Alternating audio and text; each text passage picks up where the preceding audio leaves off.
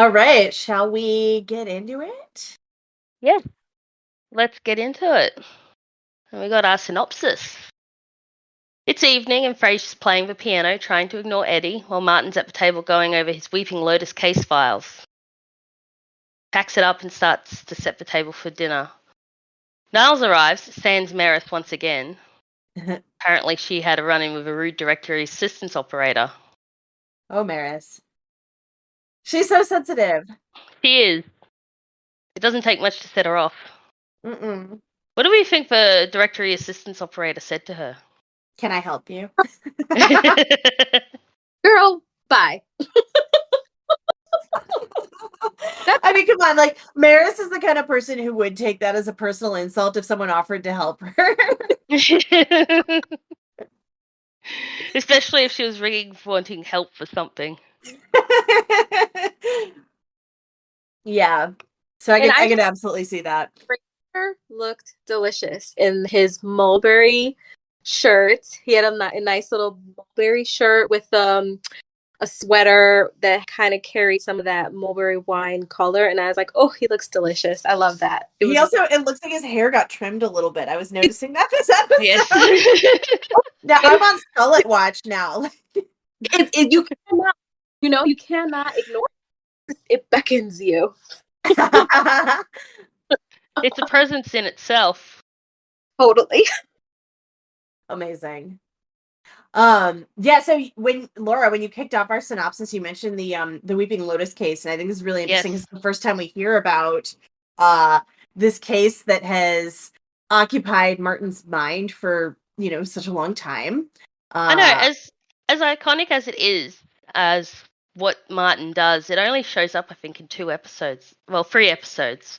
Mm-hmm. It's briefly mentioned, I think, in an episode a couple from now, and then there's an episode in season 2 which sort of wraps the whole thing up. Yeah, but it's nice because it gives us some continuity for Martin's cold case thing. Yeah. I like how we in this episode we kind of see, again, going along that lines of like wisdom and experience, how Marty, he kind of talks about his days as the detective. You kind of get to see some of that skill he has, and Daphne kind of is there with him, and she's kind of, not playing along, but just seems like really engaged with the subject. So I thought that was nice. Her psychic moment is great later in the episode too. I mean, I'd be engaged as well. It's a murder case. Right. Who doesn't hate true crime? Who hates true crime, right? And it kind of reminds me, when I saw those two, like the interplay between those two, it kind of reminded me of like if you were to see kind of like a grandfather and their grandchild, and he's like cleaning his medals or bowling something, and she's all like into it. It was kind of like this very innocent, naive, but kind of fun play. Yeah, like a wisdom exchange kind of thing. Yeah, yes, that he doesn't get from his sons. His sons? Yeah. Who could? Although it is funny. It's so neat that you mentioned that, because I think that's kind of exactly what he dispenses in a sort of roundabout way this episode, in terms of how it ends. So, he gets that moment, even if it's not perceived by his sons. And even in of moments in this episode, and I wrote them down, where I kind of felt like, how they say The Simpsons is always like forecasting and predicting the future. I think there were some moments there in this episode where Frasier was kind of like ahead of its time. So, for example, the whole true crime, thing, like that is like 100% part of our TV viewership and how we consume things is through the true crimes lens. And ironically, you have like detectives and psychologists and psychiatrists doing like their bits on a show. And I thought that was really. And there was another point later in the episode, and I'll say it later, where Frasier kind of gives us, he kind of leads us to this concept of FOMO, the fear of missing out, when he was talking to the caller. And I was like, wow, Frasier really was ahead of his time. It wasn't so like in your face about it like The Simpsons. But if you really think about it, I mean, going back to him having a 40-year career as this character, and to see the evolution of his character, pretty amazing. It is. I love that you mentioned The Simpsons. Laura, I know you always have some good episode trivia to drop. Do you know the Simpsons link to this episode? No, I don't. Oh, okay. Wow. I get to drop the trivia this time. Okay. Please, yeah. So getting a little ahead of ourselves because we really haven't gotten to that part of the synopsis, but the actor who plays Derek Mann voices a Simpsons character just like Kelsey Grammer. It's the voice actor for Fat Tony, and then of course Kelsey is Of course. Sideshow Bob. So yeah, there's a layered Simpson connection here. If you listen to their exchange in the like when I can hear it now. Yeah. Close your eyes. It's as if Sideshow Bob and Fat Tony were having a fight. Like it is like you can picture it. Oh, so funny. But yeah, let's, I guess, jumping back in. We'll get there. We haven't even met Derek Mann yet. No, we haven't gotten there. No. So they're at the table. Yeah, and they're at the table. Yeah. It looks like it was dinner. It seemed very dark outside. I felt like they were eating like a 9:00 meal or something. Yeah, you know what's funny is at the beginning of that scene, I thought they were eating breakfast, and then Frasier got out the wine glasses, and I was so confused.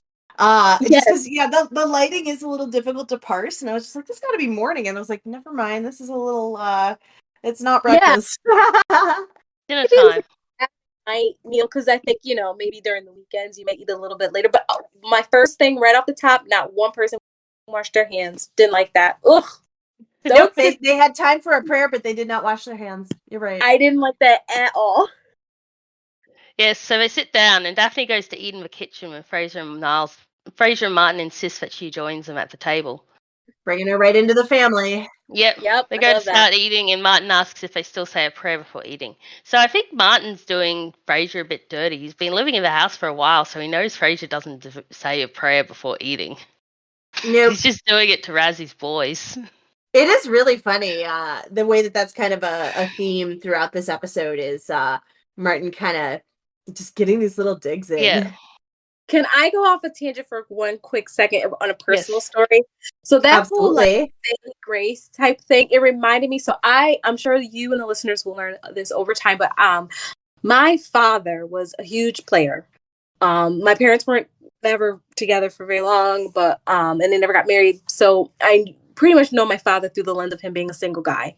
And I could tell when he was trying to like impress his girlfriends is when he would make us say prayer at dinner, because any other time when it was just me and my brother and him, he wouldn't say prayers. But when he had like a lady friend over, he was trying to like introduce, he would be like, let's say prayer. And me and my brother would be like, say prayer? What is he talking about? And then, so I just always thought of that scene where he's just like, do you guys say prayer? And I'm like, oh my gosh. Yeah. They never say it again in the show. You never see them say prayer ever again in any meal that they have. That's so hilarious. Yeah. I fully think that Martin was trying to just screw with his boys. Oh yeah. And also, but in the same way, like kind of like Simone, what you were just saying, almost it's like a way to, look good in front of Daphne. She's still a new presence in that little family unit. And so it doesn't hurt that the first time she's invited to join them for a meal is also he's pulling out all the stops. Ooh. That's what I thought. I was just like, oh, I've been there before with that exchange with my own brother, where we're kind of like, why is he making us say prayer? Like, we don't ever pray, we just eat. But you wash your hands, right? Definitely. So Niles tells Frasier that he was mentioned in an article in the paper. Lucky for Frasier, Niles happens to have the paper. It's in Derek Mann's article, and all it says is, I hate Frasier Crane. Of course, Frasier's hung up on this and ponders why Derek Mann wrote that. He takes to his radio show the next day, and after a call with a distracted woman, criticizes Derek Mann's comment. He has a lot to say about those 4 words. First up, I want a t-shirt that says that. Such a great shirt. I bet that exists. Yeah. And second, I think it cracks me up how Frasier, who definitely views himself as being so composed and polished, overreacts so severely to this. Like, he just can't contain himself, and it's just a really great dissection of his personal self-image versus what he opens his mouth to say when he's on the air. Yeah, it's part of his ego as well. He seems to see himself as this ultra likable person, knowing that someone doesn't like him. He just doesn't sit well with him. He just can't stand it. Yeah. And I always get this episode confused with the one where they're doing the focus group. And then the one guy's like, and I just don't like, because it's pretty much the same. Like, we see him trip up on that wanting to be liked. Yeah. And like really wanting to find out, why don't you like me? So I think it's kind of cute that that's kind of part of what makes him vulnerable. Yeah, it's definitely a recurring part of his character, but I think this is kind of the same sort of thing that you could even trace back to his initial introduction in Cheers. You really do get the idea that Frasier just wants to be liked and accepted, and he's not unwilling to pull out all the stops to get there, or to probe at why people don't like him. Yeah, definitely a large part of his character in Cheers is wanting to be accepted by the rest of the bar. Yep. Yes. Even if he's a fish out of water. Yeah. Yes. There was an episode where they took him on a snipe hunt. Oh, classic. So it's also a good contrast between the focus group one, because in the focus group episode, he's trying to find out the reason so he could almost sell it as self-improvement. Here, he's just annoyed. Yeah, annoyed is almost an understatement there. I mean, like, there's a lot of passion behind it. And I also think that goes to his higher level of thinking, because when you're in that type of field where there's an explanation for something, or there is a why, or so just having something just kind of hanging out there, I think it, some people really struggle with not having a conclusion, or just kind of things just exist. And I think it's ironic. An unsettled state. Yeah, look at what he does for a profession. I mean, like, a big part of his job is to help people, essentially regulate their emotions. And he's obviously very clearly not able to regulate his own. So it's just once again, that positioning of, physician, heal thyself. Yes. Yes. And I love when he says to Niles, and he goes, "Thank you, Niles, for bringing me the paper, and thank you for highlighting it in yellow." Because that's exactly what Niles. That's such a Niles move. Doesn't want his brother to miss it. Yeah, of course. Or the moment later where he's like, "It's continued on page 12." Yes. You could just picture Niles just like highlighting it with pleasure in his office, like with the tongue out, like, like, you could just picture it. Oh, goodness. So the following afternoon, Frasier is at Cafe Nervoso with Roz when Niles finds him. Niles doesn't recognise Roz, but that doesn't matter. He has another paper. Derek Mann has responded with a more detailed article outlining exactly why he hates Frasier Crane. It is what Frasier asked for. Yeah. Niles points out that Derek even attacks Frasier's call screener, which outrages Roz, and Niles finally remembers who she is. I love the way he does that too, because it wasn't just that he said it; it was that he did, as an actor, he emoted that realization very well. Absolutely. Oh, now I remember you. Yeah, he did. Because that's exactly so good. The body language, the tone, the intonation. That's exactly how you would say it. You're like, "Oh, I remember you." Not very flattering either. Toward the end, he even attacks your dim-witted sidekick call screener. That's me. Oh, now I remember you. Amazing. Talent. Absolutely. Yeah, Frasier's upset about the article, but states that retaliating would just be stooping to Derek's level. So, of course, we cut back to his radio show to Frasier mid-diatribe. Stooping exactly to that level. Yeah. Or maybe even worse, because he's, so if you think about it, Derek Mann is writing his opinions in print, where you could, arguably take a more measured tone on the read. Yeah. Frasier is on air, and the verbal, I don't know, what would you call it? Just like the verbal reactions and overreactions. I mean, like, you get the full force of emotions behind it, and he can't excuse it away as interpretation, because it's really just plain. Yeah, he can't edit himself. I have 2 points on this. that goes to how well Kelsey Grammer is as an actor, but also how rich the Frasier Crane character is. So what I thought when I saw that is I saw a lot of cheers coming out of him when he was kind of going on that. And then I was like, well, you know what? That makes sense, because if you think about it, he was hanging around bar guys, like bar dudes, like bros. So sometimes you may not always like be that way yourself, but you can kind of hang with the dogs, because, you know, he was at the brunt of a lot of jokes at the bar and stuff. Right. So he could kind of like handle his own. So I thought that the show did a good job of like making him not seem so scared. Like they could have toned it down a little bit, because I don't think realistically he would have been that frightened. But I'm glad that it happened at that point in the series, because if it had happened like season 5, season 6, season 7, it wouldn't have made sense. But the fact that, you know, he's coming from Boston, you know, he's been hanging around these blue collar guys. So if someone wants to kind of spar words with him, he's down for that. So I really like that the show did a good balance there. And then my other point was, I like how Frasier kind of did what we see as normal now, is like, you know, a lot of these like radio shows, especially like the Wendy Williams show. That's a show that I don't know if you had in Australia, but in the US, the Wendy Williams show was like a hip hop radio show. And sometimes you would hear like mega stars on there, like, and then like Whitney Houston would call in and be like, you don't call me that, and blah, blah, blah, blah, blah. So it's really funny how, like, he was kind of doing what we just consume naturally now, like, every day. Yeah, that's a really good assessment. And I think it really harkens back to your earlier point about the kind of prescient nature of this show. Mm-hmm. So Frasier's mid tangent. He's totally full force. Roz tries to steer him back on course, but he's not having it. Once he's finally done, though, he takes a call, and it's Derek Mann. The man himself. The man himself. Let's see who's on line 5. Hello, this is Dr. Frasier Crane. I'm listening.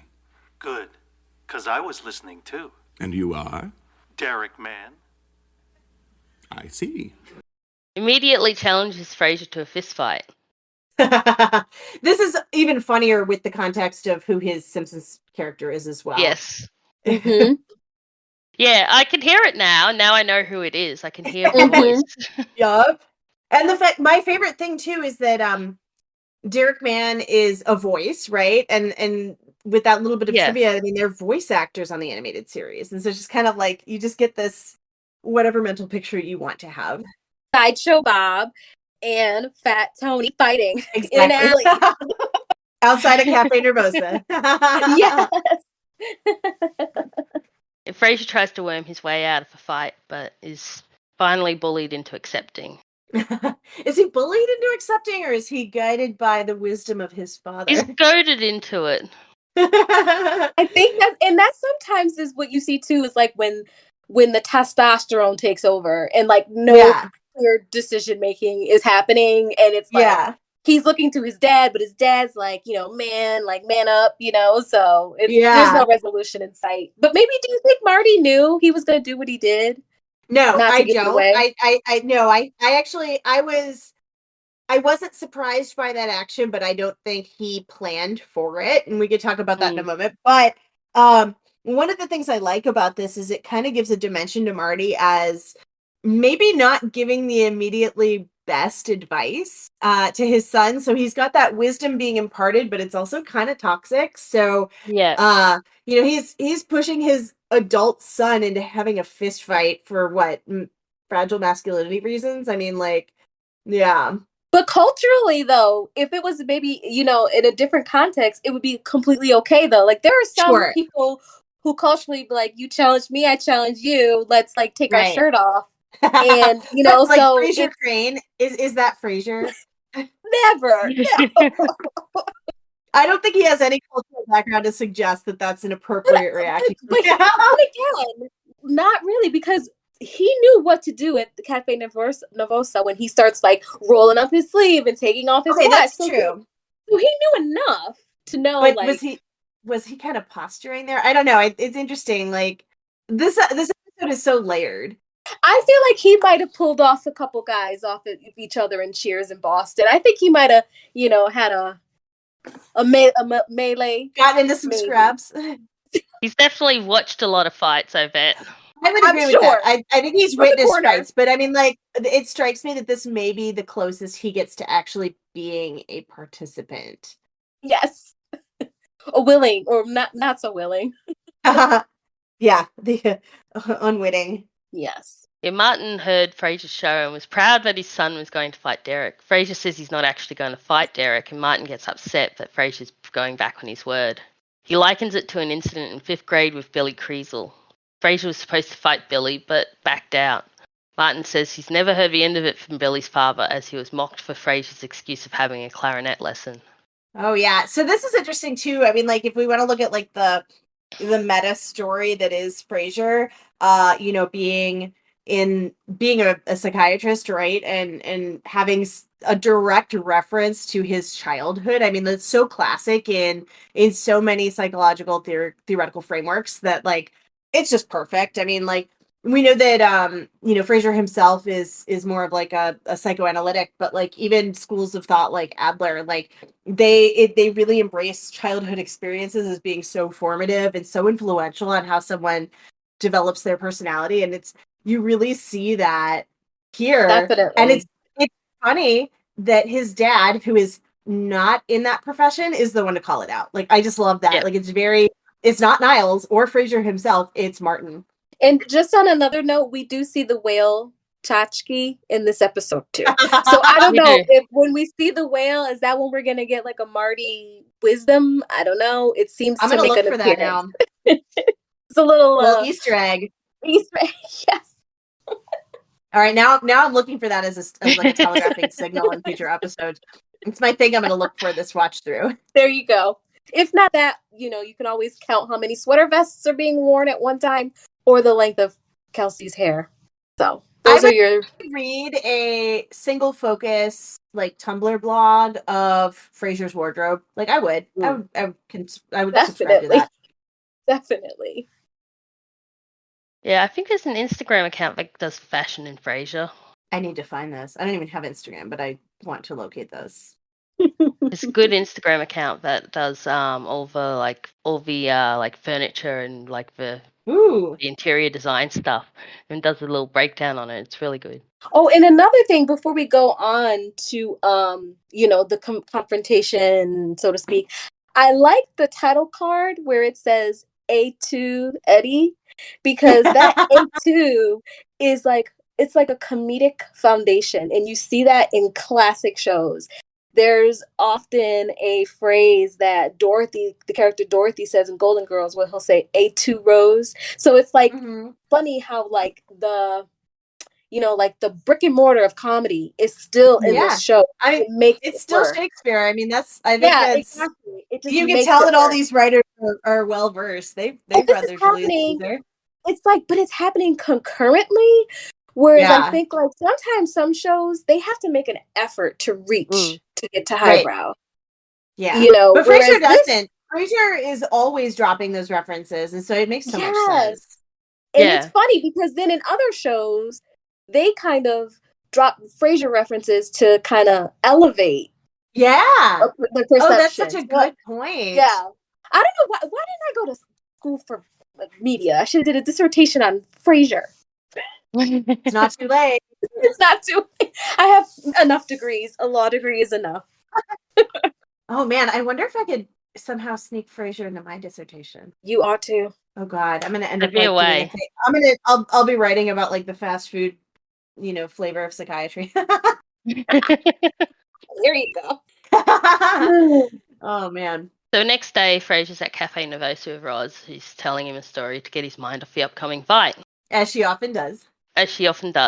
Frasier points out he might actually win, and Roz tricks Frasier into thinking his shoe is untied, proving her point that he's not got a chance. She's always there to just like take him down a peg, and I value that so much. You know what I love too about this too is that Roz is the character that I feel like her social level, she could have probably gone outside and said something to Derek Man to make Derek Man run the other way. He'd be scared. He would be scared. Like the one person who could settle this is she's just like casually walking out like, okay, I'll see you tomorrow. So funny. She's like, I'm gonna, get a front row seat here on the left. Exactly. Niles enters and comments there's a large crowd forming outside. He asks Frasier why he's doing this, and Frasier says it's because of Billy Kriesel. Frasier regretted running away as a child. So, a bit of trivia is that Billy Kriesel is the name of David Lee's high school bully, or Ooh. childhood bully. So they've just reused the name. That's kind of great. I mean, like, it's a luxury afforded to sitcom writers that they can sneak their bullies in as bad guys. You know what's funny though? I had a childhood bully, and the minute you explained that, I immediately thought of my childhood bully name, and I can say her name like boop boop till this day. I haven't like seen her in decades, but like you never forget your childhood bully. Like you do that. No, you sure don't. It's like you learn your name, you finally learn your mother's maiden name, and then you learn like your bully's name. Like those are like the order of how you learn names as a child. So accurate. So yeah, this fight came with a lot of stuff. Well, Frasier, there's quite a crowd forming out there. Secretaries with bagged lunches, businessmen, children with balloons. All that's missing is a mariachi band. They're setting up. It had an audience. In a mariachi it had a venue. It had music. I know, it's set up as a big day. Like, as I was saying, there's people with packed lunches outside. It's street entertainment. Yes. You would have thought that what's his name? What's that Irish boxer? The one you know how they're like, yeah, you would have thought Conor McGregor is like gonna be outside. He's got like the music and everything. That's funny. So, but I mean all street fights, you do have a crowd. You do have a crowd when there's a street fight. I love how they called it a street fight. Oh yeah. Because the prep of it was in a cafe. Like you prepared for a street fight in a cafe. But I mean, who else would do that but Frasier? I mean, like just exactly like, go to, and then this is where I think like also like the name Cafe Nervosa is just like purely appropriate. That's his staging area. Yes, exactly. Oh gosh, that's funny. Martin arrives and admits he may have been out of line. Frasier assures his father he's not fighting because he was talked into it. He's doing it for himself. I think some of it was he was talked into it. Oh, absolutely. But I mean, like I do think he said the right thing to Martin. Yeah. I think he knew what Martin needed to hear just as much as he knew that he needed to show up for this fight as well. So it's like a layered thing. And I bet you in the back of his mind, he's saying, Frasier's probably saying, I have to go out there because if not, I'm not going to hear the end of it from Bulldog and Roz tomorrow at work. Because Bulldog would have said something, he would did have something. Gone. I mean, like. So there was a little fear, I think. There's a little social fear, So, yeah. You know what cracks me up, though? Is that Frasier is the one getting into this fight with Derek Mann, whereas a character like Bulldog would have been all bark and no bite, and he would run away from that fight. It's just really fascinating that Frasier, and you're kind of hinting to the future episode where he's, believed to be the hero when really he's not. So he is a cowardly dog. Yeah, Bulldog. But I think it's interesting that but I mean, like if you look at his persona on air and all of that, like he's a helper, all of that, like, and now he's here for this fight. Yeah. Yes. So Niles takes Frasier to the window and points out Derek Mann in the crowd. Huge. I believe the exact words were you could show a film on his back. I love that. Appropriate because, like, if you have the mental picture of Fat Tony from The Simpsons, I mean, like, not wrong. Yeah. Big boy. I think he called, and Frasier said, he's enormous. Frasier gets a couple of fighting tips from the gang and then leaves. Mm-hmm. Niles, Martin, and Daphne stay to watch from the window. They narrate the fight starting to warm up when it's broken up by police. Frasier returns escorted by a police officer who lets him off with a warning. Even though Frasier didn't actually fight, he's exhilarated, and Niles buys the cafe a round of lattes. Victory lattes. Victory lattes. I love this. My favorite thing about that is one, the ascription of the word victory into the name, but two, the fact that Niles, who really is kind of the one that stirred a lot of this up in the first place, since he's the one that brought the article to Frasier's attention, did the highlight. Yes. Yeah. So like Niles, who has had no part in this except for instigators, like, oh yeah, a round of drinks on me. Like, okay. You know what, you guys? We should have victory lattes when we get 100. I don't know, listeners, subscribers, reviews, something. We should have victory lattes of our own. That warrants victory lattes more so than, almost getting into a fight. He stood up and didn't back down. Yes, he did. So Martin walks up to the officer and thanks him for breaking up the fight, revealing that Martin called in a favor to prevent Frasier from being beaten up. Amazing. So this is where, Simone, I think we may have slightly differing points of view on this one. Do you think Martin had this plan in mind the whole time, or was it spur of the moment?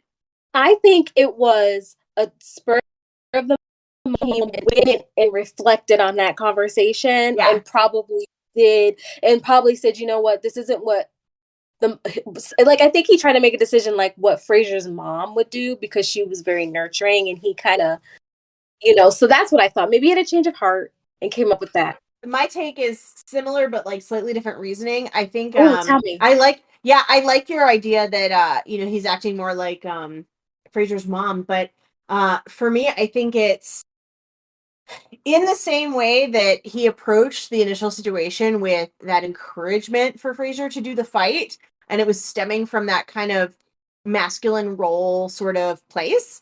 I actually think that this sort of change of heart and his bailout happened in the only appropriate way in which he could make Frasier not lose that sort of masculine sort of positioning. And so by having the police intervene and break it up, and of course by not telling Frasier that he did it, it's a way for Frasier to save face and be safe without really losing anything. And I think it does strike me as spur of the moment, but this is where, when we were talking earlier about him exercising wisdom, I do think that even though he made sort of a game time call, I think it was a very thoughtful one. Definitely. And now that you're saying that, this concept of being emasculated, when I was kind of doing my research, that theme came up a lot when describing this episode. And I don't see it that way, but I don't know what it's like as the male experience, where you kind of have like you're an adult, but you're still being halted by this fear that was from this childhood trauma. Yeah. But then there's the realization that, time goes on and we all get old and we're all going to be like Marty Crane, limping with, on a crane, like on a cane, So just like this, this like being tough and strong and over time, how does that kind of affect you in this idea of being manly? I see that must be a struggle that men go through at a certain age, is what I thought. Absolutely. Of it. Yeah. Yeah. I fully agree with that. And I think that's what Marty is trying to reconcile on his son's behalf by intervening in a way that's subtle but preserves that masculine energy. Because obviously he doesn't want his kid to get beat up, and it's pretty clear that I almost called him Fat Tony. Derek Mann was gonna host Frasier. But he gets bailed out in a way that doesn't make him look weak. Definitely. It gives him a little street cred too, because the exactly. And then as a viewer, you're kind of there for him because you're like, even though Frasier can be like pompous, as some people would call them, or whatever, you're kind of cheering him on, like, yeah, Frasier, we know you could have did it, champ. If you, we know. It kind of like, so it kind of saves it for him. Yeah. Victory lattes. Oh goodness. I did have one line from the show that I loved, where when Niles is struggling to remember Roz and he goes, what does he say? He goes, what did he say? I'm gonna find the quote, what he says to Roz. I wrote it down. Hold on, because I loved it. Such a good one. Oh, he goes, I'm far too successful to feel awkward when when like I just thought, wow, that is such a great pompous but like on the nose statement. Like, it fits for now. Hello, I don't believe we've met. Yes, we have, Niles, 3 or 4 times. Roz Doyle. Oh, of course, it was at the it was during the well, I'm far too successful to feel awkward. Where did we meet? I mean, like, it's great. It's kind of like something Kanye West would say. Like, it's something Kanye West would say to you. Like if you know, like I'm too good to even acknowledge that I'm wrong. Like, you know, like it's just This so is arrogant. hilarious. Simone, You this may know. be the first time anyone has drawn a parallel between Niles Crane and Kanye West. So that's, But it's well there. done. It's there. The more you look, it's there. Oh no. That's I I just love hilarious. love that the line. way he says that. I love the way he It's says that. great. And I really, I look forward to the exchanges in future episodes between Niles and Roz because they are so just like razor sharp, every one of Mm-hmm. them. I would have thought not. I would have seriously thought there was sexual tension between the two of them. There were times where I wanted them to hook up, Yeah, well, no, because they have that, at each other's and I think throats kind of thing. that's And kind if of he weren't sexy. so, yeah, if he weren't so obviously obsessed with Daphne, like that probably would have been a channel to go down. But, Yeah. Yeah, I kind of would have liked that more than the Daphne because I felt like the Daphne is like very sweet and predictable route. But I like mhm. if the scenes, like a strong woman kind of put somebody in place. Maybe that's a reflection on me. Maybe I need to go in and kind of explore this on my own, you guys. Do some inner work. Maybe you should call into Frasier's show. Exactly. Maybe I need to kind of do some journaling because I feel like I'm going beyond the scope of Frasier right now.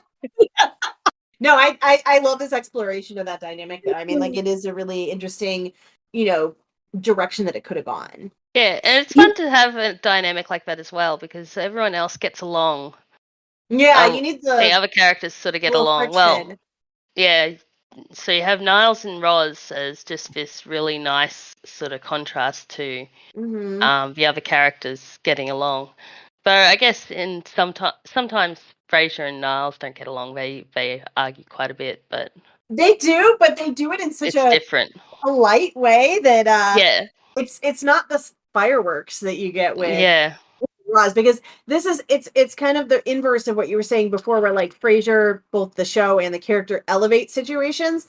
Mm-hmm. Roz makes Niles stoop to her level. She doesn't Yeah. even That allow and him I feel not he's to. so sexy as a woman. Yeah, It's it's so powerful. empowering. Like it speaks to me. I put it that way. It speaks to me. There you go. Like There you go.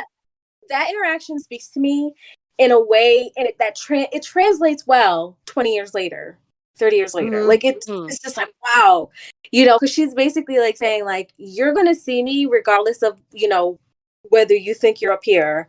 You're gonna see me like my eyes are here, buddy. Kind of like that kind of Yeah, vibe. Like that is exactly the vibe. yeah, yeah. You know what's funny? Two thoughts on this. One, Roz is an audio engineer, which I do believe like is, was and even still is like a fairly male dominated kind of role. But the other thing that's really interesting is I think with her attitude and also her candor, I guess is the best way to put it, she would actually be really good at having her own kind of show or podcast. Like she So would just glad we have this talked kind of about like, this. Can we? yeah, Yes, I have a point to this when we're done with your. let's hear it.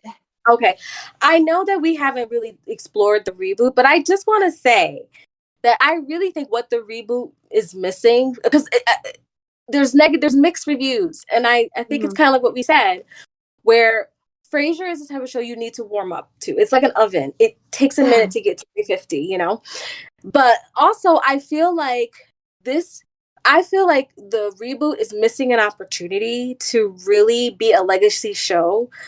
And I feel like it needs to go a different direction. I think Frasier should be like it makes sense for him to be in podcasting, not being being a professor. I Academic, think, yeah.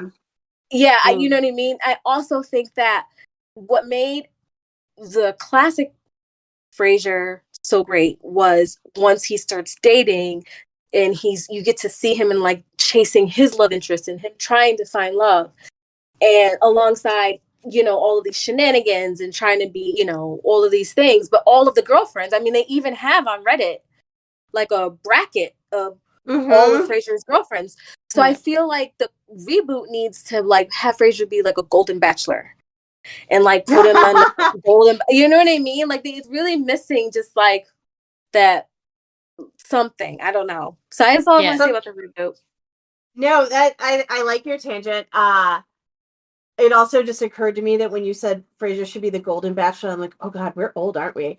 Because I was just like, why would you put the word golden in front of it? And then I was like, oh. But he is. But he's like in his No, you're right. golden era.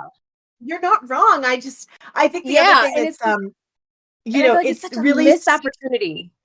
Yes, something that's really striking me is I am now the age that Frasier was in season 1 of the original series, and that's weird. Right. And you kind of want to be like, you know what? I want this character in my life. And I kind of want to Yeah. see how this character navigates these things now that I am at that age to navigate those things, you know? Mhm. So I think there's a missed opportunity there. I feel like it could kind of be more, I don't know, less Yeah. sitcom-y, more. I see where you're going with that. Yeah, I don't know. It's like trying to get the laughs, you know? I don't know. Yeah. But I guess it is still a comedy show. It is. And that's, you know, I it'll be interesting when we get to that point in the run. I mean, obviously we've still got what, you know, Yes, 10 and a half more exactly. seasons of the original Yes. flavor. Yes, that is true. Yeah, there's a few episodes that I wish we could get to now, but we have to wait. Mm-hmm. So we'll just save this for like our bonus Save content. it and savor it. Yeah. Yes, it can be our bonus content. I love it. So that was season 1, episode 4. I Hate Frasier Crane. I still want that on a t-shirt. Yes. And I will never go with hate. your hat. I will It never would go with hate. my hat. He does seem to have a tolerance for Derek Mann after this episode, because Derek Mann comes up in another episode with some other biting criticism, but he doesn't take it the same way. Really? He's I never shown growth. noticed that. He's shown Yeah, I can't growth. remember what That's, episode it is off the top of my head, but Oh, okay. I'm gonna have to keep my we'll eyes be ready open with that for callback. Yes. I think that's actually one of my favorite things about doing this podcast with the two of you is it's making me look for smaller details in the show than I previously was looking for. And I like, now this is going to stick in my mind. So next time we hear about Derek Mann, I'll be like, hey, remember episode 4? So I know. It's amazing. It's kind of like a tapestry. You know, it's just so much richness in this show. Yeah. Billy Kriesel gets referenced again in another episode. It does. Not really? too far off from now. I didn't even pick up on that stuff, you guys. He does. That's pretty early on too, right? It's like season 1 or 2. Season 2. I'm all about the continuity. I love that. I love continuity. Great. That's my love language. Continuity is my love language. Can we get that on a shirt? Oh, goodness. I love good continuity. All right. Another one in the books. Yes. We got another one in the books. Sounds good. But I don't know what to do with those tossed salads and scrambled eggs. They're calling again. Good night, Seattle. We love you.